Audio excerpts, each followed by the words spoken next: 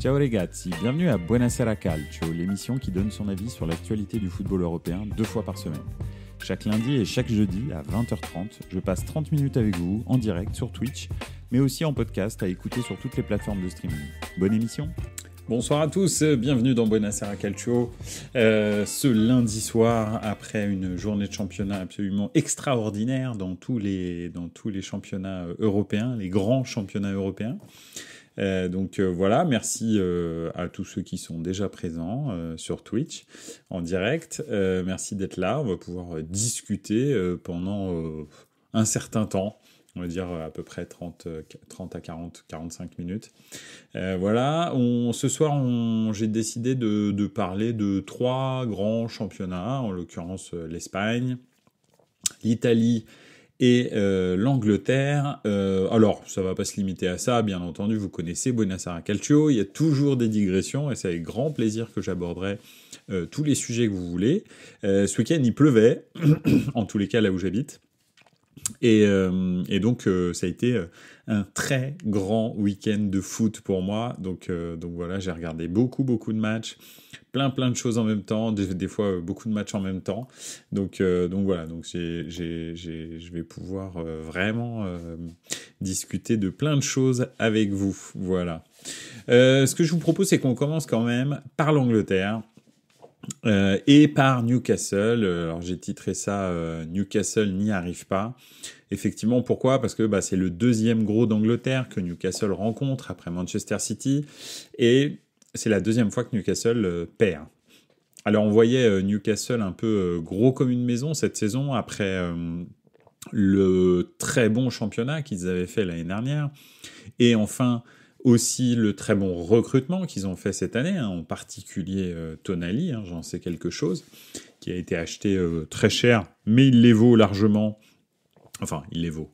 En Angleterre, il les vaut. Mais il les vaut largement, en tous les cas, sur le terrain. Il rend vraiment directement dès le premier match, parce que le premier match, il a marqué. Là, encore hier, il a fait un super match.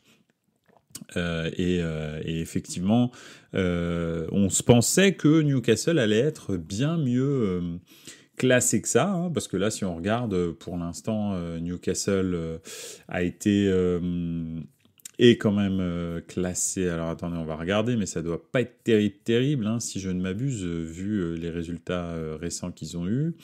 Newcastle, 13e du championnat. Bon, alors, il y a eu 3 journées, mais bon, quand même, 2 défaites et une seule victoire. Donc c'est pas génial. Alors ok, ils ont regardé Manchester City, ils ont rencontré Manchester City et Liverpool, mais si on prend le match d'hier, le match était quand même plutôt bien parti. Ça commence par une passe en retrait de Mo Salah pour Alexander-Arnold, qui fait du Alexander-Arnold de en ce moment. C'est vraiment très très compliqué en ce moment pour Alexander-Arnold.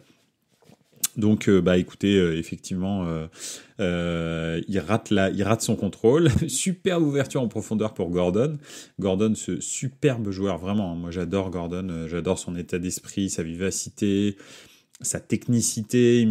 C'est vraiment les nouveaux styles de joueurs anglais. Type Phil Foden, Mason Mount et Gordon. Pour moi, c'est un peu les mêmes, même si Gordon est un peu plus jeune que les 2 premiers.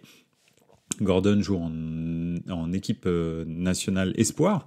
D'ailleurs, il a gagné l'Euro Espoir avec l'Angleterre cet été. Et effectivement, c'est assez impressionnant le niveau qu'il a, je trouve. C'est tout à fait... c'est quand même...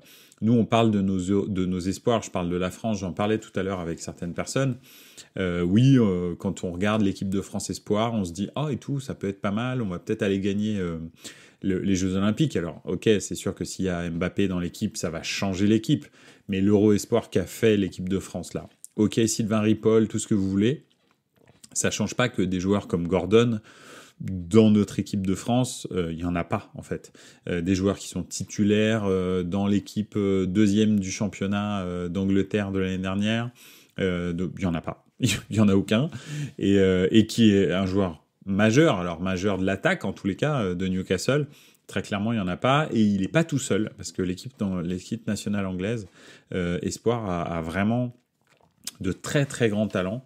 Donc voilà, en ce moment je pense que la formation anglaise rattrape gentiment la formation française. Je trouve qu'ils forment des joueurs de très très haut niveau. Donc voilà, c'est en tous les cas mon avis personnel. Alors, hop là. Donc oui, effectivement, Newcastle qui marque très tôt dans le match. Et puis, finalement, très peu de temps ensuite, après, hein, vous l'avez vu peut-être ou pas, mais il y a cette action de Van Dijk, ou plus exactement, devrais-je dire, son frère, parce que Virgil van Dijk, depuis sa blessure au ligament croisé, je continue à le dire, mais n'est plus du tout le défenseur dominant qu'il était. Et là, son intervention maladroite sur Alexander Isak fait en sorte que c'est carton rouge et c'est mérité, parce que même s'il essaye d'attraper le ballon, en fait, ce qu'il attrape en premier, c'est la cheville de Isak. Il lui met une balayette de l'espace, et après derrière il vient contester le fait qu'il prenne un carton rouge direct. Non, en fait, t'es dernier défenseur, tu mets une balayette à ton attaquant qui partait, parce que là Alexander Isak il allait juste lui faire un petit coucou et ensuite marquer un but. Donc voilà. Après, si on prend rétrospectivement, finalement, l'action de Virgil van Dijk a été salvatrice pour Liverpool, parce que je pense que à 2-0, il revenait pas. C'est sûr. Bref, il se fait expulser. À ce moment-là, Jürgen Klopp se demandait s'il allait pas sortir Alexander Arnold. Donc c'est ça qui est drôle. Finalement, il fait rentrer un défenseur central pour remplacer Van Dijk, mais ce même défenseur central était en train de s'échauffer pour remplacer Alexander Arnold. Donc vous voyez un peu l'ironie du sort. Bref, finalement, c'est Luis Diaz qui s'en va et qui sort, alors que tout le monde attend Gakpo, en fait, parce que Luis Diaz est quand même celui qui est le plus, on va dire, décisif, je pense. Et puis le match continue comme ça. Pipovic, bonjour, comment ça va? Ça fait plaisir de t'avoir dans les commentaires. D'ailleurs, en parlant de sélection nationale, j'aimerais bien savoir ton avis, si c'est une bonne chose, Spalletti pour la nationale, et si Mancini est pas un enfoiré d'être parti comme ça. Alors effectivement, Mancini qui a dit, crié haut et fort, que c'est parce qu'on lui manquait de confiance en Italie que il s'en allait de la nationale, et qui 3 semaines après, alors qu'on savait déjà qu'il y avait des offres de l'Arabie Saoudite, signe finalement ce contrat avec l'Arabie Saoudite, dont on lui avait parlé lors de son interview à la Repubblica, il me semble, et dont il avait dit non mais je pars pas du tout pour ça, etc. Ça change pas qu'il prend quand même 30 millions d'euros par saison, il me semble, sur 3 ans, un truc dans le genre, où j'ai pas bien compris, c'est 10 millions par an, mais je crois que c'est 30 millions par an. Donc oui, clairement, je pense qu'il est parti pour le cachet. Est-ce qu'on peut vraiment lui en vouloir? Je sais pas. En tous les cas, une chose est sûre, c'est qu'il est parti, et je pense qu'il était en fin de cycle avec la nationale. Et alors, oui, ça fait un peu mal, parce que c'est le sélectionneur qui a gagné l'Euro en 2021 avec la nationale, mais c'est aussi, je pense que la non-qualification en Coupe du Monde l'a définitivement... je sais pas, j'ai l'impression que derrière, en fait, c'était un Mancini fantôme qui était sur le banc de l'Italie. Donc finalement, c'est pas mal. Après, Spalletti, c'est clairement un super fond de jeu. Le problème, c'est que le jeu de Spalletti va pas se mettre en place comme ça. Et j'ai l'impression que c'est peut-être un petit peu court pour la Coupe du Monde, pour l'Euro, 2024. Donc, on va voir les premiers matchs de qualification, mais bon, avec 3 entraînements, peut-être 3, parce que finalement les matchs là de qualification, c'est au mois de septembre, les premiers. Donc ils vont avoir 4-5 jours d'entraînement. Vous avez vu le jeu ultra complexe du Napoli. Ça va être très compliqué de le faire, de le mettre en place en national. Après, C'est un super technicien, mais c'est aussi quelqu'un qui a un caractère de cochon, Spalletti, n'en déplaise aux cochons. Mais voilà, donc je sais pas trop ce que ça va donner. Il est possible qu'avec le président de la FIGC, ça fasse des étincelles. Et puis aussi avec les médias.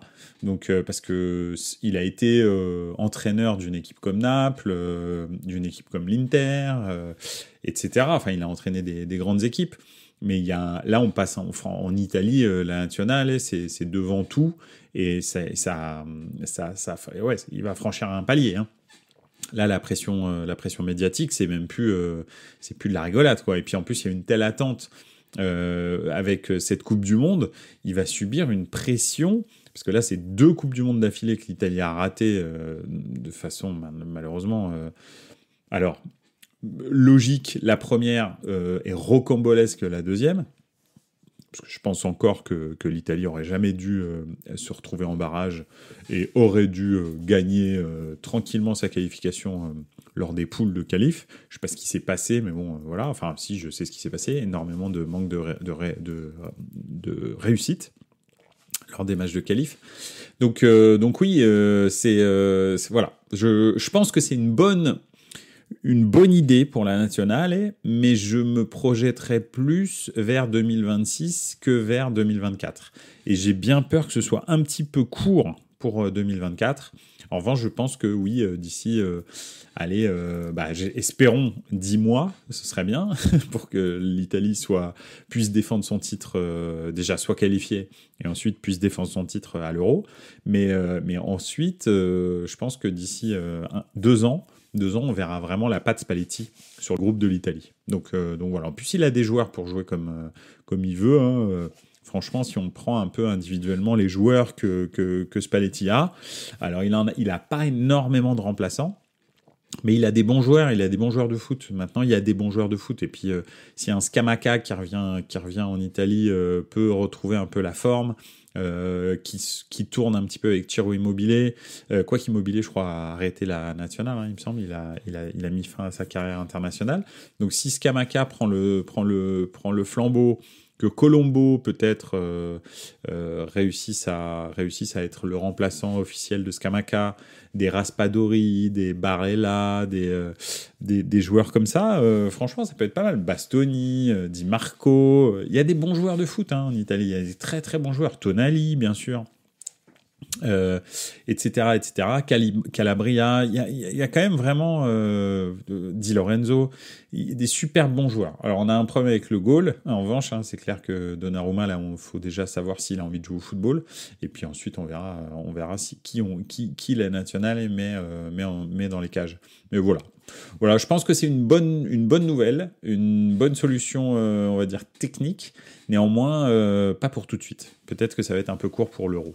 Voilà, mais il faut lui laisser du temps. Voilà, est-ce que on va lui en laisser? Est-ce que lui va pas péter un plomb? Ça c'est la petite inconnue. Revenons-en à nos moutons. Liverpool commence ensuite, une fois qu'ils sont menés 1-0, mais qui reviennent et qui sont en plus à 10 contre 11. Mais en fait, ils commencent... Alors, ils subissent énormément, surtout en fin de première mi-temps. Alisson fait des arrêts de l'espace intersidéral. Et en deuxième mi-temps, Jürgen Klopp se dit, bon, bah de toute façon, foutu pour foutu, pourquoi est-ce qu'on mettrait pas l'attaquant à 110 millions d'euros avec des boîtes à chaussures à la place des pieds? Et il le fait rentrer, donc Darwin Núñez. Et Darwin Núñez, en fait, je pense que c'est un peu... alors en plus la nationalité fait ça, mais c'est un peu un Cavani. C'est-à-dire que il donne énormément d'énergie, très honnêtement. Il défend beaucoup, il fait énormément de pressing, il se donne, il est puissant, il est rapide, etc. Il est pas très technique, très honnêtement. C'est pas génial. C'est pas quand même avec balle au pied. On a vu, c'est pas Ronaldinho, quoi. On en est quand même relativement loin. Et les occasions, quand il doit réfléchir, en fait, il se foire. Quand il ne réfléchit pas, c'est-à-dire quand il frappe en première intention, il est très efficace.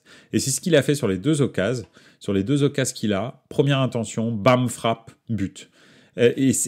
Finalement, en plus, c'est deux occasions relativement semblables, même s'ils tirent pas exactement de la même manière, parce qu'il y en a une qui a ras du sol, qui frappe le poteau et qui fait poteau rentrant, et l'autre qui est à mi-hauteur et qui va directement dans le petit filet. Mais ça change pas que c'est le même esprit, donc appel en profondeur sur le côté, et puis effectivement frappe directement sans contrôle. S'il contrôle et qu'il commence à se demander où est le but, où est la cage, enfin où est le goal, pardon, t'es quasi sûr qu'il tire sur le goal ou qu'il rate la cage. C'est assez bizarre, et Cavani était comme ça.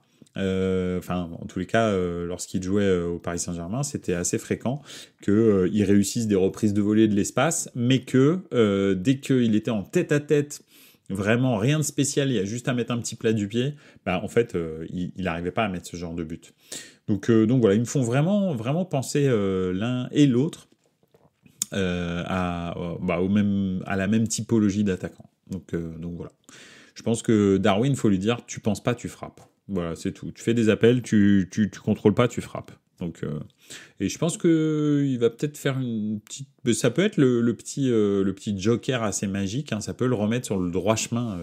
Ces deux buts là, ce doublé ultra important contre Newcastle, hein, parce que aller gagner 2-1 contre Newcastle en étant mené 1-0 et en étant à 10 contre 11. À 1 heure de la fin du match, très honnêtement, c'est compliqué quand même. Hein. Tu te dis, voilà, c'est quand même une équipe qui joue au foot. Et en fait, Newcastle, ils dominaient vraiment, je trouve, en première période. Mais ils se sont éteints. Ils ont été pas assez méchants, pas assez de caractère. Je sais pas, c'était assez surprenant. J'aime beaucoup cette équipe et ce projet. J'aime beaucoup leur entraîneur Eddie Howe qui fait pas n'importe quoi, et même on va dire le responsable du recrutement. Je sais pas dans quelle mesure c'est Eddie Howe ou quelqu'un d'autre, mais en tous les cas c'est très mesuré, réfléchi, etc. Mais là, je trouve qu'ils sont un peu dans leur plafond de verre et que contre les grosses équipes, ils y arrivent pas. Ils ont du mal là pour l'instant, en tous les cas en ce début de saison, alors que tous leurs joueurs sont là, ils sont tous en forme, ils font plutôt des bons matchs, mais en fait ils sont pas méchants quoi. Donc voilà, c'est assez bizarre. En tous les cas, Newcastle n'y arrive pas pour l'instant et on les voyait limite. Excusez-moi, je suis désolé, j'ai un chat dans la gorge. On les voyait limite concurrencer Manchester City pour le titre cette année, limite devant Arsenal. En fait, ça m'a l'air d'être mal barré parce que pour l'instant, Manchester City caracole en tête. Alors, c'est pas maîtrisé avec tous les absents qu'ils ont, hein, les Kevin De Bruyne, Bernardo Silva qui est revenu quand même, mais et puis les départs qu'ils ont eus, hein, parce que c'est vrai que leur banc s'est affaibli, on va dire, pendant l'intersaison. Mais c'est vrai que ils ont quand même réussi à engranger 3 victoires en 3 matchs, et c'est la seule équipe d'Angleterre qui a réussi à faire ça, ce qui fait que Newcastle a déjà 6 points de retard sur Manchester City. 6 points de retard sur Manchester City, c'est beaucoup. Hein. C'est beaucoup au bout de 3 matchs. Donc tu te dis, ok, alors ils ont rencontré 2 cadors du championnat, mais maintenant, ils ont vraiment pas intérêt à se rater. Hein. C'est clair que c'est toujours moins grave de perdre 3 points contre un cador que contre une petite équipe. Pourquoi ? Parce que contre une petite équipe, quand tu perds 3 points, tu te dis non seulement je perds 3 points contre une équipe normalement qui est à ma portée, mais en plus, j'ai pas encore rencontré le cador. Donc, il est très possible que j'en perde 6. Donc voilà, là, ok, il a perdu contre Liverpool et contre Manchester City, des défaites qui sont pas infamantes, on va dire, hein, quand même, 1-0 et 2-1. Donc voilà, c'est juste le scénario contre Liverpool qui est un petit peu contrariant, mais c'est quand même pas non plus super encourageant pour la compétitivité de Newcastle. Voilà, c'est ce que je voulais dire. Pourtant, une belle équipe sur le papier, mais il manque un petit truc. Tu vois, Isaac, Almiron devant, c'est bien, et Gordon, c'est bien, mais c'est pas top niveau. Au milieu du terrain, Joe Ellington, c'est un déménageur. Tonali, je trouve, c'est top niveau vraiment. Et puis le troisième, c'est qui déjà ? Je ne sais plus. Attendez, je vais aller voir. Mais c'est quand même c'est pas, en fait, c'est un beau projet, Mais pour aller chercher la première ligue, ça va peut-être être un petit peu léger, quoi. Voilà, Guimarães. Guimarães, Tonali, Joelinton, oui, effectivement, Guimarães, je sais pas pourquoi j'y pense pas. C'est un très bon milieu de terrain, hein. Mais ouais, je suis pas non plus. Il manque un petit truc. Alors, c'est vrai que en face, Liverpool, Endo, McAllister, Szoboszlai, c'est pareil, hein, c'est un milieu de terrain qui est encore, on va dire, comment? C'est des tests qu'on fait, quoi, hein. Je pense que c'est ok. Endo, les trois viennent d'être achetés, hein. Donc c'est un peu normal aussi qu'ils aient pas d'automatisme. Gakpo dans l'axe, voilà. Salah, je suis aussi peu convaincu. Donc je sais pas. En tous les cas, c'est assez voilà. C'est deux équipes qui étaient pas au top, qui sont pas au top, hein, d'ailleurs, parce que même dans les classements, on le voit, hein. Liverpool, a fait 2 victoires, un match nul. Enfin, ils ont commencé par un match nul et ensuite ils ont fait 2 victoires. Mais c'est des victoires bizarres. Même leur victoire un petit peu de la semaine dernière, qui était une grosse victoire, hein. Je crois qu'ils ont gagné 4-1. Mais c'est une victoire poussive, en fait. En vrai, elle ne raconte pas du tout l'histoire du match. Donc voilà. Pipovic qui nous dit Newcastle, ils ont un peu déçu, mais ils ont des phases de jeu très intéressantes, absolument. Et Tottenham, ils sont plutôt bien. Ils me surprennent. Oui, moi aussi. Alors, c'est vrai que pour l'instant, Tottenham a rencontré Manchester United, un Manchester United qui est un peu, on va dire, souffretant. donc voilà. Mais en tous les cas, c'est vrai que, et c'est ce que je disais la semaine dernière, enfin pas la semaine dernière, si, la semaine dernière, absolument la semaine dernière, c'est que on dirait que l'absence d'Harry Kane fait en sorte que le jeu est plus respecté. Parce que quand vous avez une énorme star comme ça, vous avez tendance à jouer sur lui par défaut, même si le jeu n'est pas forcément dans la bonne direction. Et en l'occurrence, là, maintenant, c'est parti. Et surtout, ils ont un joueur extraordinaire, hein, on en parlait aussi effectivement la semaine dernière, c'est James Maddison. Maddison qui était... Moi, je l'ai toujours trouvé ultra bon à Leicester, je l'ai déjà dit, et là, il continue. Et puis là, il est encore marqué contre Bournemouth. Donc voilà, vraiment super équipe de Tottenham. Maintenant, je pense aussi que ça va être un petit peu léger. Donc voilà. Après, ils ont la chance que Chelsea et puis donc effectivement Newcastle, Manchester United dans une certaine mesure, même si Manchester gagne 3-2 finalement, mais en étant mené 2-0 après la 4e minute, c'est encore aussi très poussif. Effectivement, ils ont la chance, Tottenham, que ces deux équipes passent un petit peu à travers pour l'instant. Donc ça peut leur laisser une place sur le podium. On ne sait jamais. Enfin, sur le podium, comme dirait Luis Fernandez, sur le podium des 4. Mais non, dans les 4 premiers. Voilà. Sur le podium peut-être, mais en tous les cas dans les 4 premiers. Voilà un petit peu pour l'Angleterre. En tous les cas, un match super intéressant. Vraiment, c'était vraiment cool, vraiment. On va passer à l'Italie avec effectivement ce soir l'Inter joue, donc tous les matchs des gros ne sont pas terminés, mais il me semble, hein, oui c'est ça, absolument. Inter qui gagne d'ailleurs 2-0 à Cagliari à la 38e minute avec un but de Lautaro Martinez, l'inévitable bien sûr, et Dumfries. L'Inter va rejoindre gentiment le Milan en tête de la Serie A, mais je voulais revenir un petit peu sur le Milan New Look, de Cardinal, de Redbird Capital, qui j'avais fait une émission spéciale, la nouvelle stratégie du Milan de Redbird durant l'été, je ne sais pas si vous vous souvenez, et effectivement c'est assez, comment dirais-je, impressionnant comment les nouveaux joueurs du Milan se sont intégrés rapidement au jeu que Pioli leur a demandé, surtout qu'en plus l'équipe générale du Milan depuis 3 ans jouait en 4-2-3-1 et que Pioli est passé en 4-3-3.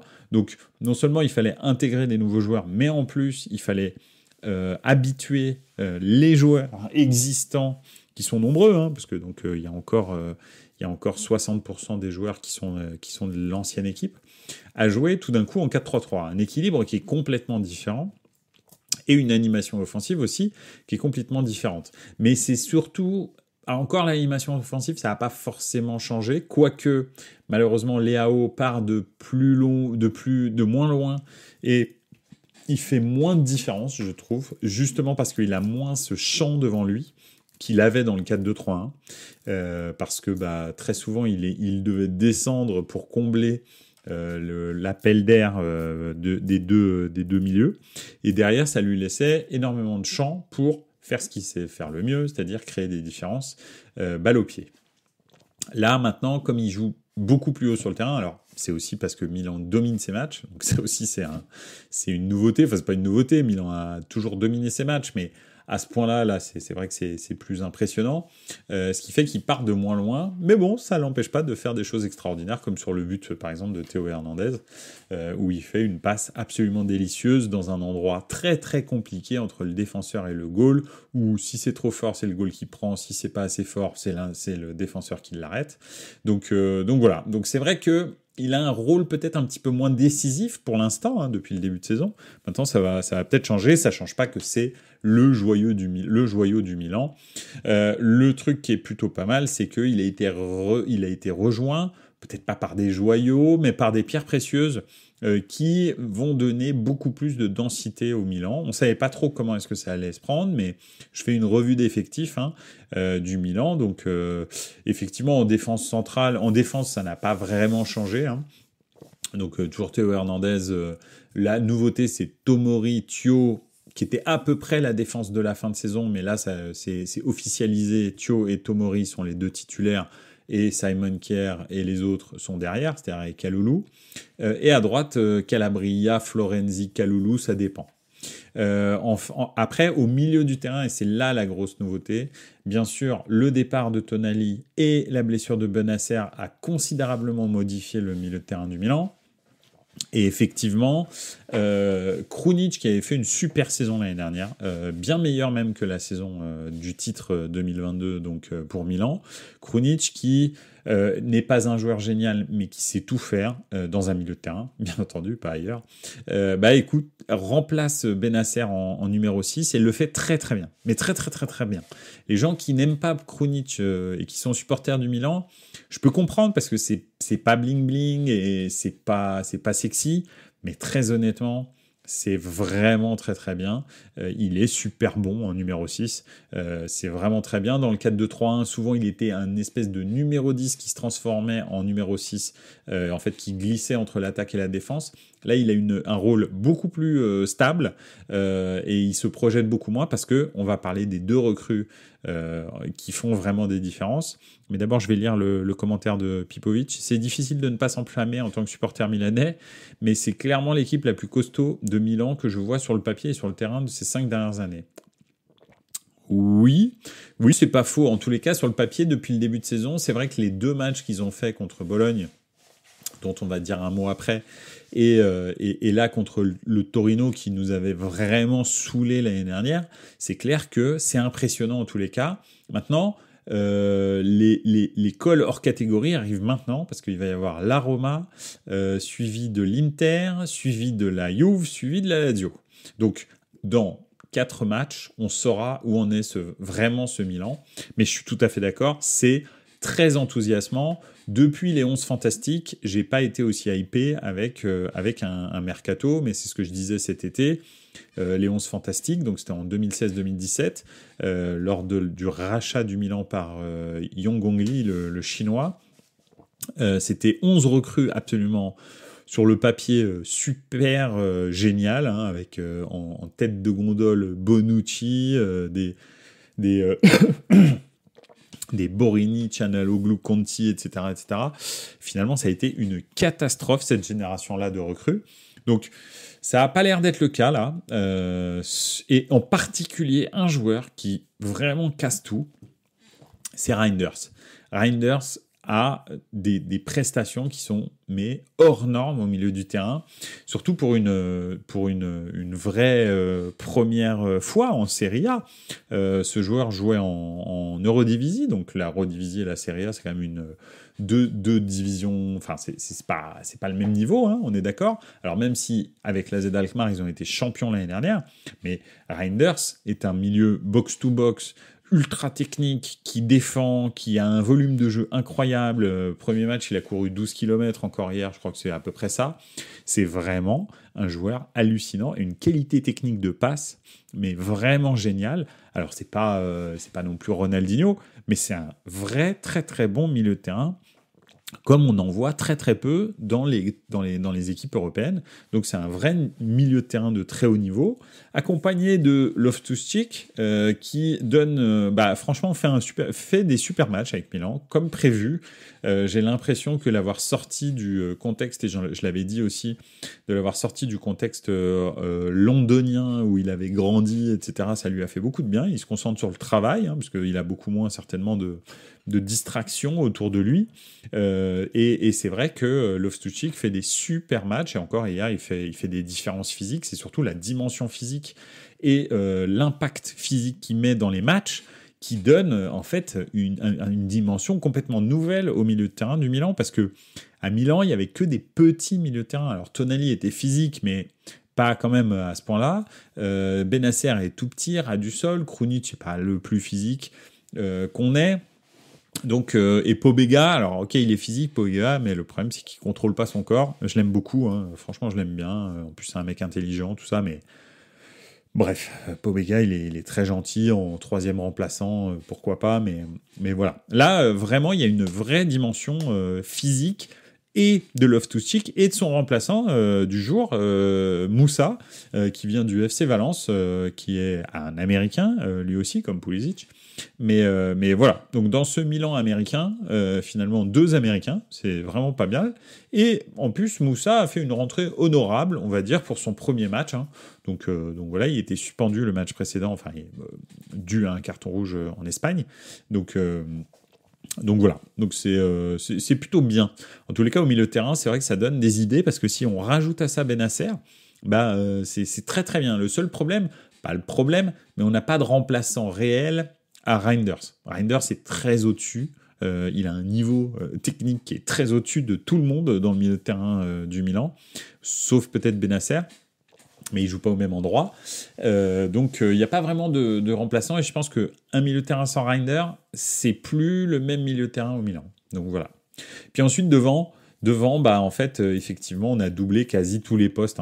Donc on attend, effectivement, comme le dit Pipovici dans les commentaires. Et si Taremi arrive en plus, on va être très complet. Effectivement, Taremi du FC Porto, ce superbe attaquant iranien là, qui est vraiment très, très très bon. Moi, je le trouve très bon. Alors, il n'a pas une mobilité de fou, mais en même temps, quand tu as Leao et puis Okafor à gauche et de l'autre côté Pulisic, Chukwueze à droite.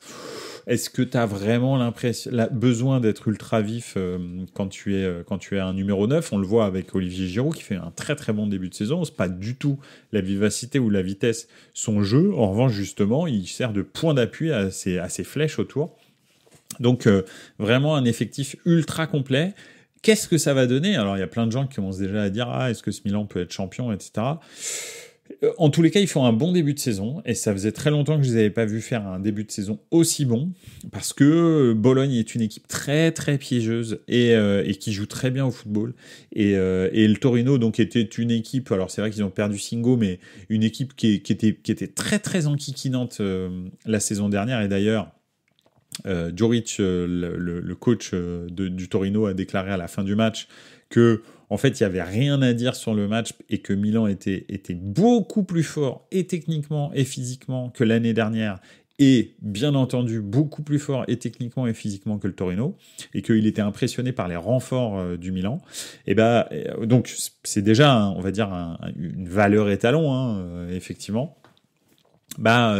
C'est très encourageant pour la suite, mais c'est ce que je vous dis, moi je veux voir le week-end prochain contre la Roma, puis ensuite bien sûr le derby contre l'Inter, parce que je considère clairement que le concurrent numéro 1 pour le titre, c'est l'Inter, et effectivement dans une certaine mesure la Juve, comparé à leur calendrier. C'est-à-dire que la Juve est pas géniale. Hein. Hier, on l'a vu contre Bologne, justement, où Milan était allé gagner 2-0.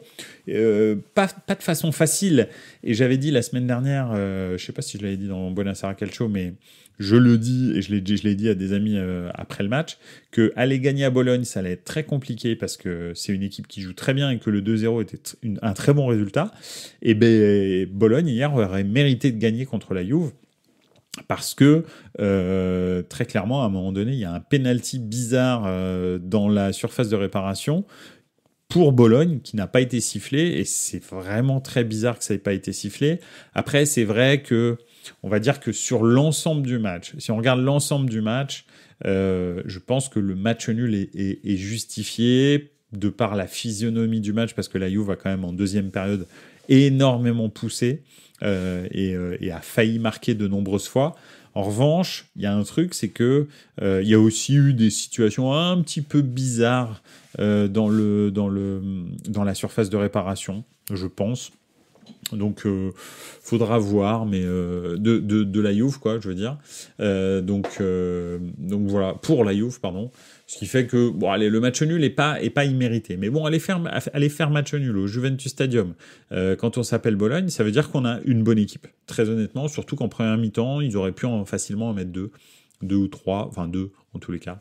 Donc potentiellement de prendre les 3 points. Donc non, franchement, une super équipe de Bologne. Et donc la Juve, en l'occurrence, a un calendrier qui va être beaucoup plus simple. Et c'est pas trop maintenant qu'on va voir si la Juve peut être une contendante pour le titre. C'est quand les gros vont commencer à jouer les matchs de Ligue des Champions ou les matchs de Ligue Europa ou les matchs de Conference League, et que la Juve, elle, pourra préparer ses matchs tranquillement. Là, il est possible qu'on voit un vrai différentiel entre les matchs de la Juve, où ils vont probablement prendre les 3 points assez aisément, et les gros qui certainement vont perdre des plumes. Et c'est là où ça va se jouer. C'est pas parce que la Juve sera la meilleure équipe, c'est vraiment parce que la Juve aura des ressources physiques et mentales que les gros n'auront pas. Donc voilà. Pipovici qui nous dit « Je vois plutôt le Napoli à la lutte que la Juve. Le Napoli joue très bien encore. » Ciao Kutonujo, bienvenue. Alors oui et non. Oui, ça joue bien, mais alors tu sens que c'est pas Garcia qui fait jouer comme ça. C'est encore des circuits préférentiels de Spalletti, et j'ai trouvé quand même que sans cette espèce de rigueur spallettienne, je sais pas comment on pourrait dire, spallettienne. Des fois, il y a des attitudes ou des moves qui sont pas les bons. Autant l'année dernière, quand il fallait faire la passe, quasi tout le temps on faisait la passe. C'était vraiment une équipe qui jouait pour le jeu, quoi. Et là, ça commence à croquer un peu.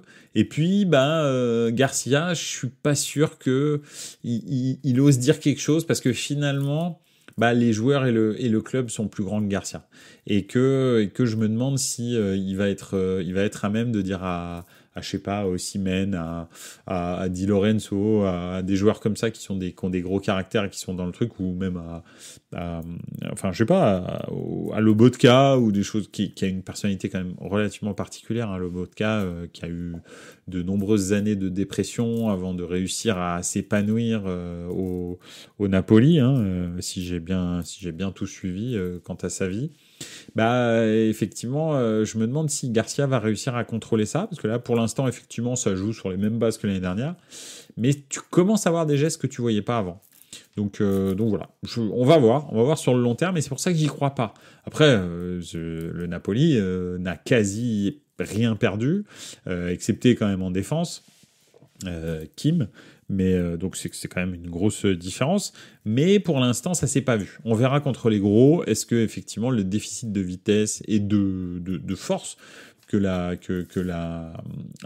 défense a va vraiment se sentir ou pas avec le départ de Kim. On verra bien. Donc voilà. En tous les cas, pour revenir au titre recrue gagnante à Milan, pour l'instant oui. Maintenant, moi j'attends de voir contre des gros. Les 4 prochains matchs me diront qui on est. Et effectivement, si on fait des bons résultats dans les 4 premiers matchs, ça veut dire pas forcément tout gagner, mais en tous les cas, ne pas perdre contre l'Inter, gagner contre les deux clubs de Rome et faire un bon résultat contre la Juve, pareil, bah, on verra vraiment si ces recrues et l'intégration qu'en a fait Pioli, c'est très bien passé. Et si c'est le cas, chapeau Pioli, parce que franchement, changer et de système et 40% de tes joueurs, bravo. Franchement, s'il le fait, c'est chapeau. J'aurais rien à dire. J'aime beaucoup Pioli comme être humain. L'année dernière, j'avais l'impression qu'il montrait un petit peu ses limites tactiques. Après, en même temps, quand tu regardes l'effectif de cette année et l'effectif de l'année dernière, c'est le jour et la nuit, quoi. On n'entend plus parler de Messias ou Salemackers. On n'entend plus parler de joueurs comme ça, où quand tu jouais à gauche, quand à gauche, Léao était pas là, c'était Origi, quoi, tu vois. Donc ça fait flipper, quoi. Deux petits bémols, c'est Chukwueze au Okafor. Chukwueze, pour l'instant, alors c'est simple, je sais plus, j'ai dit ça sur X, je crois. Chukwueze, pour l'instant, c'est un ventilateur à San Siro. Le gars court, c'est tout ce qu'il fait, et en plus, il court à contre-temps. Quand il a la balle, il fait strictement rien, excepté faire une passe en retrait. Donc, on dirait Bakary Sagna. Donc, ça fait un peu flipper, parce que Villarreal, c'était pas ça. Après, à Villarreal, il provoquait énormément, il faisait des grosses différences, mais il n'était pas très efficace. Ça, c'est vrai. Donc, j'avais l'espoir qu'en Italie, on lui apprenne l'efficacité. Là, pour l'instant, il fait plus aucune différence. Donc, est-ce qu'il est en préparation physique? Est-ce qu'il est en acclimatation? C'est possible. Hein. Donc, voilà. Bon, même si l'Espagne et l'Italie, c'est quand même pas passé de l'Espagne au Danemark, quand même. En termes de culture, on est quand même relativement proche. Enfin, je veux dire, même climat, etc., etc. Horaire, façon de vivre, tout ça. Même si, bien sûr, il y a des différences, on va dire, énormes entre l'Italie et l'Espagne. Mais c'est quand même pas, voilà, passer de, je sais pas, passer de Lecce à Newcastle, par exemple, ça peut piquer, je peux comprendre. Mais ça, là, quand même. Donc, voilà. Et Okafor, pour l'instant, très inexistant. Il court, mais il se passe rien. Il est pas dans les bons appels. Il comprend pas encore le jeu. Ou alors Milan n'a pas compris comment l'utiliser. Ça, c'est possible aussi. Et puis, à chaque fois qu'il rentre, un coup, c'est pour Olivier Giroud, un coup, c'est pour Léao. Alors là, en l'occurrence, il est rentré à la place de Léao parce que Léao avait pris un mauvais coup. Donc, bon, je sais pas. Bénéfice du doute, mais pour l'instant, ces deux recrues sont pas bonnes. Autant Moussa a fait une rentrée relativement bonne. Il a fait des bonnes différences et tout, des bonnes passes, tout ça. Autant Chukwueze au Okafor, pour l'instant, c'est 0 pointé. Et j'étais pourtant super hypé par ces deux recrues. Limite plus que par Pulisic, alors que Pulisic fait des matchs absolument incroyables. Vraiment, je pense d'ailleurs que si on y pense, c'est probablement depuis les deux matchs, sur l'ensemble des deux matchs, le meilleur Milanais. Donc vraiment, franchement, avec Reinders, quoi, peut-être. Mais honnêtement, Pulisic, incroyable, impressionnant. Il marque encore là, mais surtout, il est au départ de l'action. Ok, il conclut, mais c'est surtout les départs de l'action, l'activité incessante de pressing, etc. Il amène en fait l'intensité de la première ligue en Serie A. Loftus-Cheek aussi, ça c'est vraiment plaisant. Donc voilà. Comme à gauche, c'était déjà rock'n'roll au niveau intensité avec Théo Hernandez et Léao. À droite, quand on a Loftus-Cheek et en milieu relayeur et Pulisic, c'est compliqué pour les défenseurs. Ils savent plus où donner de la tête. Hein. Donc voilà. Et puis une grosse densité physique aussi. Alors Pulisic, pas vraiment musculaire, mais vraiment très très gros volume de jeu. Donc vraiment bien. Voilà. Et puis c'est bien, en plus il a été recruté tôt, donc il a pu faire la préparation complète du Milan, donc c'est vraiment bien. Voilà en tous les cas pour les recrues gagnantes à Milan, point d'interrogation pour l'instant, parce que je vous dirai ça dans 4 matchs. Okutonojo qui dit déjà il court, c'est déjà ça. Ouais, c'est déjà pas mal, parce qu'il y en a qui courent même pas, mais bon. Et puis en plus il faisait chaud, donc un ventilateur ces derniers temps à San Siro c'était plutôt bien. Bon là maintenant il fait 12 degrés, donc ça a changé, mais voilà. On va terminer tranquille par le Barça et Yamin, la malle. Je sais pas si vous avez vu le match du Barça cette semaine. C'était assez fou, vu qu'ils étaient menés quand même 3... Alors, ils menaient 2-0. Puis ensuite, le Villarreal est revenu à 3-2. Donc à 3-1, 3-2... 3-1, pardon. 2-1, 2-2 et 3-2. pour enfin perdre ce match de Villarreal 4-3.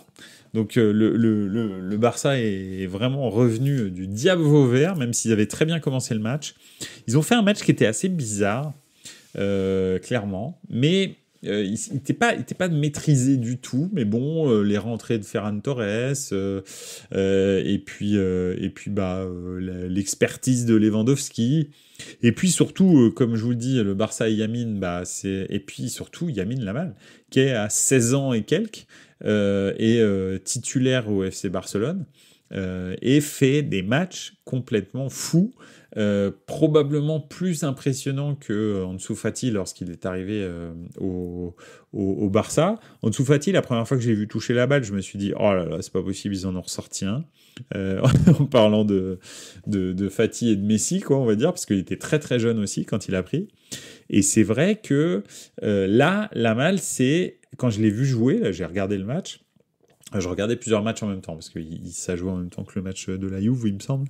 Mais c'est ça, bon, un truc dans le genre. Enfin, je regardais un autre match en même temps. Mais j'ai regardé une bonne partie du match. Et chaque fois qu'il touchait la balle, je me suis dit, mais qu'est-ce que... Mais c'est pas possible d'avoir ce toucher de balle et cette technicité, cet impact, ce physique aussi.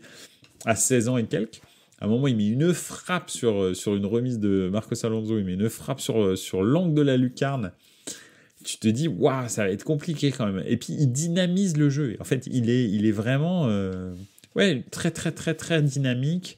Non, franchement, vraiment impressionnant. Et le Barça, qui a de gros problèmes pour investir sur le marché des transferts, hein, a réussi à sortir en 2 ans des joueurs comme Gavi, des joueurs comme Yamin Lamal. Donc, c'est assez impressionnant. Alors, être bon à 16 ans quand tu as zéro pression, déjà c'est impressionnant. Mais c'est une toute autre histoire de devenir un grand joueur. C'est pas parce que, d'ailleurs, on voit Ansu Fati qui joue dans la même équipe et qui n'est plus que l'ombre de lui-même à cause d'une blessure assez moche au ménisque. Mais effectivement, il est encore sur un appareil dentaire. Absolument, t'as raison, Cotonou Joe, c'est tout à fait vrai, il a encore son appareil dentaire. C'est normal, hein, je pense qu'on lui a mis il y a 2 mois, un truc comme ça. Donc avant, il n'avait pas terminé sa croissance des dents, donc voilà. Mais oui, effectivement, Ansu Fati qui était parti pour être un très grand joueur du Barça, finalement, si on prend ces 3-4 dernières saisons, c'est le néant, et maintenant il rentre pour faire des bouts de match par-ci par-là. Là, en l'occurrence, c'est lui qui a remplacé Yamin à la 76e minute. Donc ça ne garantit rien, mais c'est vrai que si il continue à travailler, qu'il se développe en plus physiquement, etc., en termes de performance physique, je pense qu'il est pas fini. Ça va être très compliqué de faire quelque chose contre lui, parce qu'il a des sacrées qualités, le petit. Et c'est vrai que le Barça a vraiment besoin de ça, parce que en fait, si sa formation n'assure pas, ils ont beaucoup de mal à recruter des grands joueurs.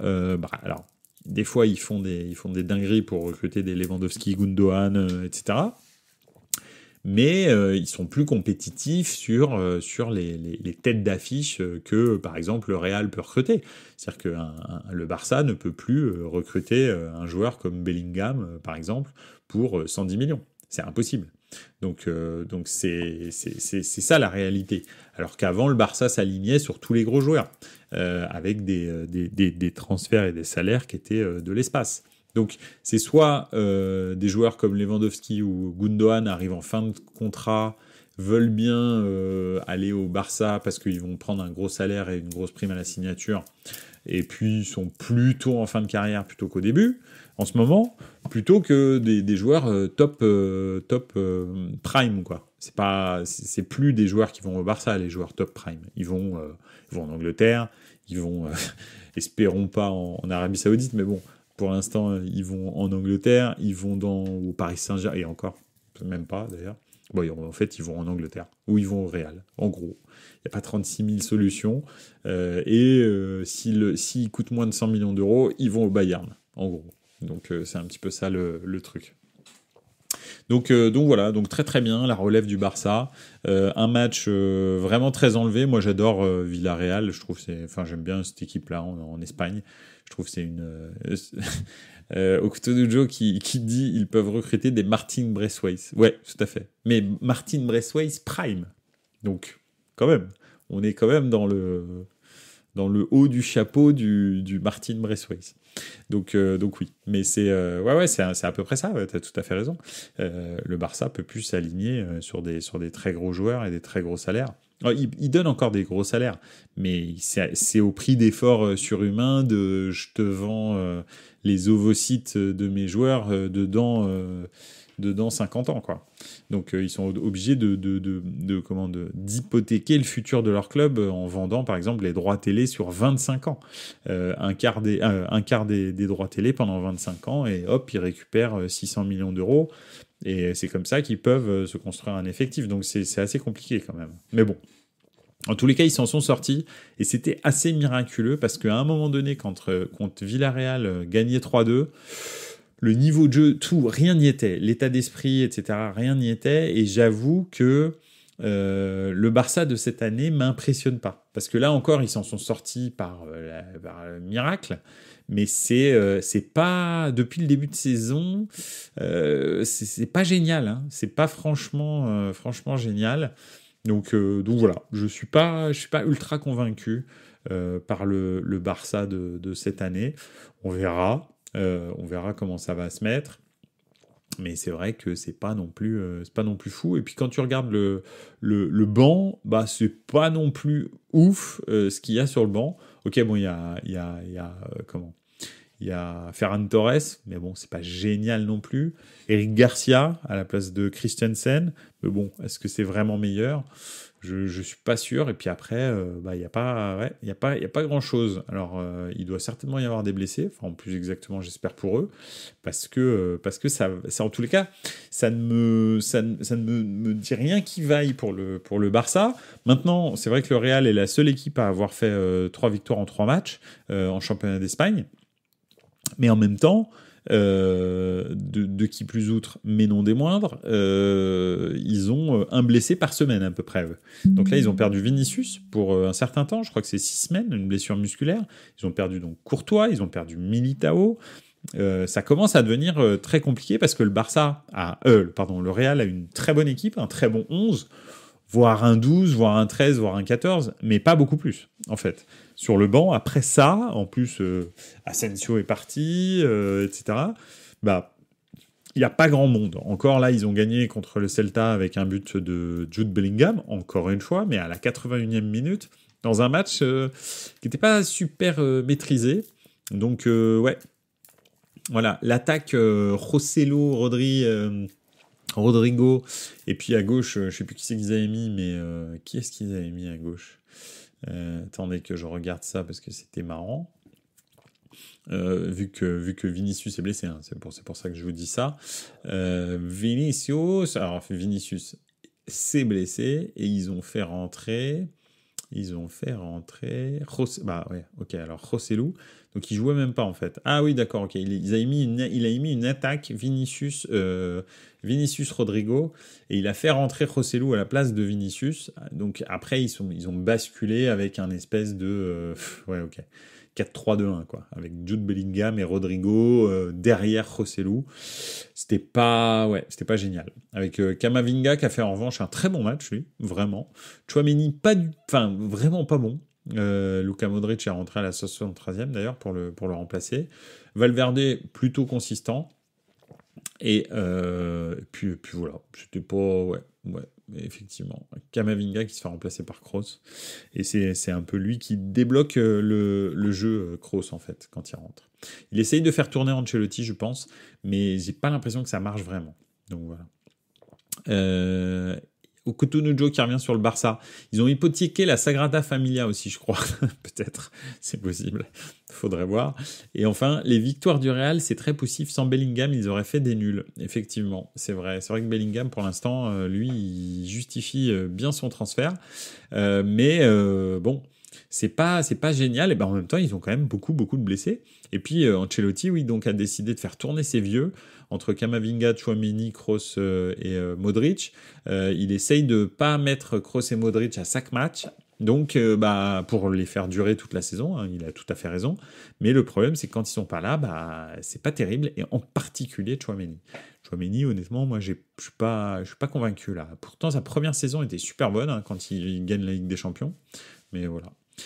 Carlos en Vinicius, il va ressortir le sapin 4-3-1-2 du Grand Milan avec Bellingham en 10. Ouais, pourquoi pas. Ouais, ça peut être. C'est à peu près ça qu'il a fait hein, quand il a fait rentrer Rossellou. Il a fait un espèce de sapin de Noël en 4-3-2-1. Donc voilà. Je pense qu'il va. Ouais, je sais pas exactement comment ça va se mettre, mais il est très possible que effectivement notre cher Carletto reparte sur ses bases solides du Milan des années 2000. C'est très possible. Enfin voilà, en tous les cas, le Barça, Lamine Yamal, si vous ne l'avez pas vu jouer encore, s'il vous plaît, allez le voir, parce que c'est vraiment cool. C'est vraiment très très sympa de le voir jouer, c'est frais, et puis c'est hallucinant, quoi. Il a 16 ans. Donc franchement, très très bon joueur, et il se prend, mais alors zéro la tête. Hein. Il joue au foot. Il joue au foot. Et c'est très agréable à voir. Donc voilà. Vous connaissez mon amour du Barça, hein, je suis pas vraiment un super fan de ce club, mais ça change pas que quand ils font des choses bien, je le dis avec plaisir, et là Lamine, il est vraiment réjouissant à regarder. Donc voilà. Voilà, écoutez, ça a été un plaisir encore de passer tout ce temps avec vous. On a passé 55 minutes ensemble. C'est bien, il y avait plein de trucs à dire. J'espère que ça vous a plu. En tous les cas, moi, ça m'a fait plaisir que vous participiez dans les commentaires. Merci à ceux qui étaient là, Okutonujo, Pipovici. Revenez quand vous voulez. Et puis n'oubliez pas, bien sûr, vous pouvez retrouver Buonasera Calcio sur la chaîne YouTube de Buonasera Calcio, qui est le plus gros média de Buonasera Calcio, le plus gros ou le moins petit, je sais pas, faut voir. Et puis bien sûr toutes les plateformes de streaming, Apple Podcast, Spotify, Deezer, etc., Google Podcast, toutes les plateformes, on est dessus aussi, bien sûr. Et n'hésitez pas, encore une fois, à me contacter sur X et sur Instagram pour qu'on aborde certains sujets dans Buonasera Calcio ou qu'on discute foot, tout simplement. Voilà. En tous les cas, merci encore, merci de votre soutien, et c'est toujours un plaisir d'être avec vous. À jeudi, pourquoi ? Parce que jeudi, il y a les barrages de la Ligue des Champions, retour, dont 2 matchs palpitants, Glasgow Rangers, PSV Eindhoven, et le deuxième, je ne l'ai plus, mais il était très très bien. Ah oui, Galatasaray contre Molde. Donc 2 matchs qui vont être vraiment palpitants, et j'ai hâte d'en parler avec vous. En attendant, n'oubliez pas, ciao les gars, ciao ciao.